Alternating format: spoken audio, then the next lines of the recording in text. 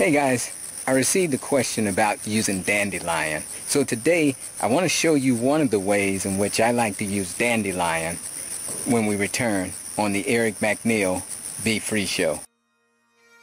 Black men and white men, Jews and Gentiles, Protestants and Catholics will be able to join hands and sing in the words of the old Negro spiritual, free at last, free at last. Thank God Almighty, we are free at last. Hey guys, if this is your first time tuning in, you have discovered the Eric McNeil Be Free Show. My name is Eric McNeil, and I like to talk about being free, which is an acronym for me that means financially independent, responsible for self, enjoying life, and empowering others. Free. So I had received a question not too long ago.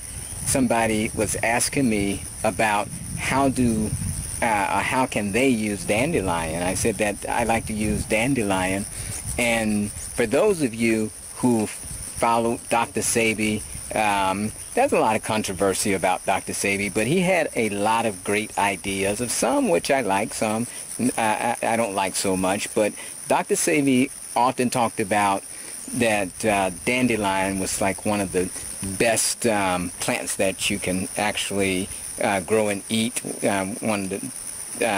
so because it was very, very nutritious and it wasn't a hybrid. So he was a big fan of dandelion, and I'm also a big fan of dandelion as well. And here's the thing that we know about dandelion is that we see it as a weed coming from the West, actually in Africa too. It's just a weed, and because we believe it's a weed, we put chemicals on it to try and kill it. But for me, dandelion, it'll grow right through concrete. So it seems that to me, God is trying to say that, hey, I'm gonna put this food right in your face. Even if you try to cover it up, I'm gonna bring it right through the concrete so that you know that this is actually food and it's not something that you need to be putting chemicals on. So today I'm just going to pick some dandelion out of this area close to the house, and I'm going to make a smoothie with it. So that's how I like to eat it mostly. Sometimes I like to cook it down and serve it like greens or something like that, and sometimes I put it in a salad, but today I'm just going to chop it up, put it in a smoothie.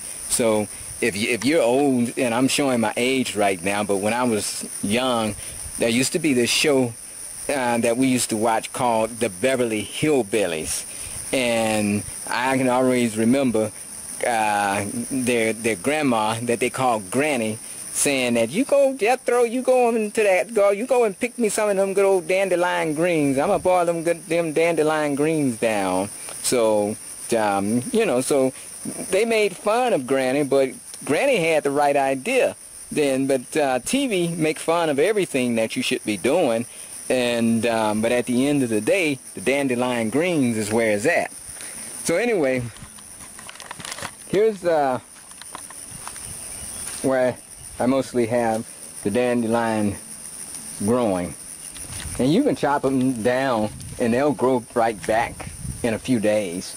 So like all of these were actually chopped down, and they weeded this area probably a week ago, and the dandelion I'm getting like Granny now, the dandelion greens. I mean, the dandelions actually grow so quick that no matter how much you try and chop them and remove them, they'll come right back. So, and to me, and that's just trying to show humans that, hey, this is something that you need to be paying attention to. So around the house we have this, and we also have some hold on, I'm going to show you. I'm going to come right back. Yeah. So anyway, I also have a lot of aloe vera growing around the house. You can see all of this aloe vera that we have. I try to use it every now and then, but it's good. It's good for your skin. and people use it. It's also good to drink as well, you know, but that's aloe vera. Very good. So, you know, a lot of things that we used to go into Whole Foods or to the pharmacy to get, those things we can actually just plant right at in our homes. So we're going to go inside now and let's see. So we're going to make a smoothie. I've already gotten my ingredients out for the smoothie. So let me see if I can replace the camera back on the podium here.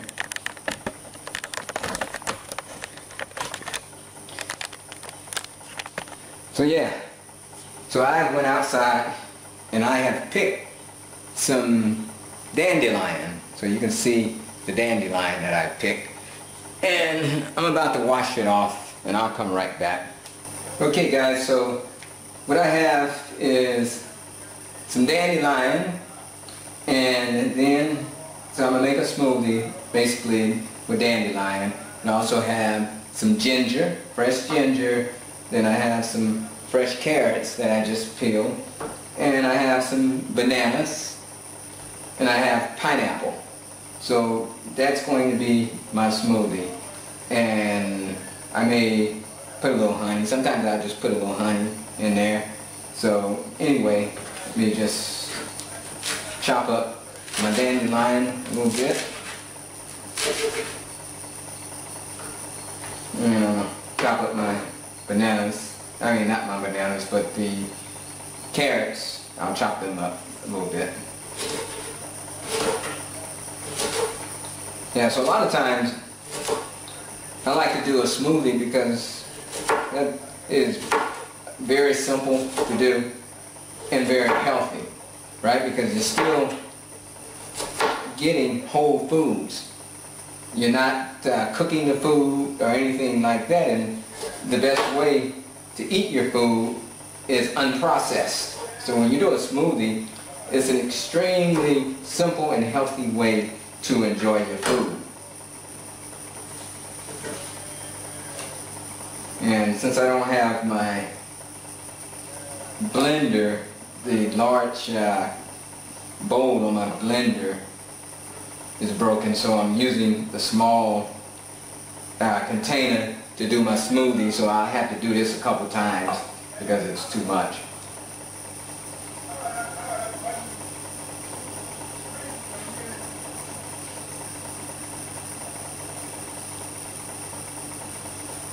Okay guys, so I've made my smoothie, and this is the finished smoothie, and it has, again, dandelion, carrots, ginger, banana, and pineapple, right? So very simple, healthy recipe. Sometimes I put apple in there, and just depends on the season.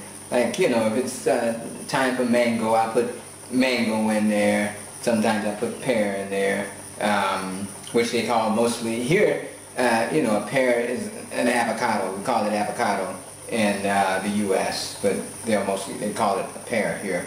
So I put the avocado in here.